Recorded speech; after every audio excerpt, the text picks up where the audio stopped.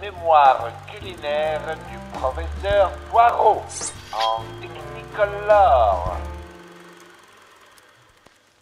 L'histoire de la pomme de terre débute il y a environ 10 000 ans au Pérou. Mais ça n'est qu'au XVIe siècle, avec l'arrivée des conquistadors aux Amériques, que les Européens la découvrirent. Le tubercule va alors naviguer vers les côtes européennes, débutant sa conquête du vieux continent.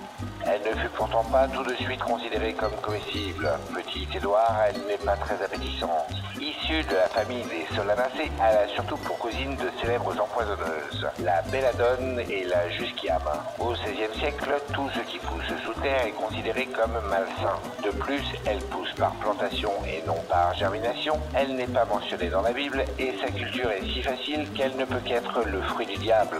Vers 1620, la pomme de terre est principalement donnée comme nourriture aux bestiaux et en 1630, le Parlement de Dole interdit sa culture au motif que cette racine serait un vecteur de la lèpre.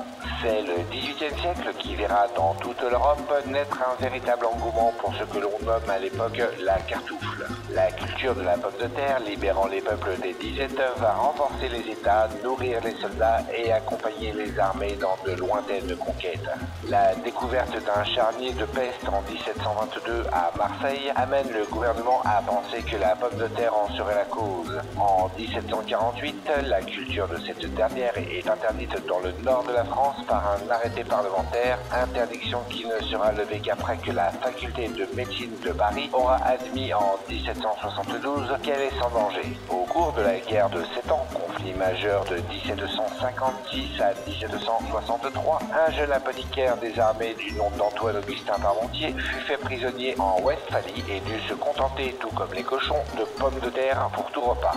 Après-guerre, en 1774, Louis XVI fait de Parmentier un pensionnaire du roi. Il peut désormais se consacrer entièrement à ses recherches. Parmentier va alors promouvoir la pomme de terre au cours de dîners où seront conviés de prestigieux hôtes tels Benjamin Franklin ou Antoine Lavoisier, dîners où leur seront servis des menus composés de plats à base de pommes de terre. Avec la Révolution, la famine est de retour et le pain Parmentier devient un légume de consommation courante. Ainsi, le 21 Vendôme de l'an 3, soit le 11 mars 1795, ordre fut donné d'arracher les rosiers du jardin des Tuileries pour y planter des pommes de terre. Au XIXe siècle, la pomme de terre va devenir le principal soutien de la révolution industrielle, offrant une nourriture économique aux ouvriers toujours plus nombreux à se presser dans les villes. La fin du XXe siècle marquera l'entière conquête de la pomme de terre sur notre planète. Plus qu'hier et bien moins que demain, la pomme de terre, un légume indémodable.